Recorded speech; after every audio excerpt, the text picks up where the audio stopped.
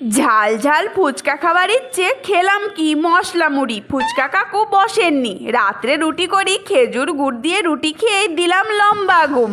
তারপরের দিন সকালে ঘুম থেকে উঠে আপন মনে আনন্দ করি, কারণ আজকে চলে যাব বড় মায়ের বাড়ির নিমন্ত্রণ খেতে। ফুল গাছগুলোতে জল দিয়ে নিয়ে নিচে এসেই শুরু করলাম সংসারের কাজ। আসন মেজে ঘর উঠান ঝাড় দিয়ে নিয়ে আমার গাড়িটাকে ভালো করে ধুয়ে গাড়িটাকেও রেডি করে নিলাম, এদিকে আমিও নিজে রেডি হয়ে গেছি। তারপর পৌঁছে যাই মায়ের বাড়ি। বাড়ি ফিরে দেখি ভাই আবার ক্রিকেট খেলায় বড় বড় দুটো কাপ পেয়েছে। স্নান করে নিয়ে পাশে সর্ষের খেতে রোদ্রে বসলাম। গ্রামের এই মজাটাই আসল মজা, তাই না বলো? এদিকে আমি স্যালাডের জন্য শসাগুলো কেটে নিলাম।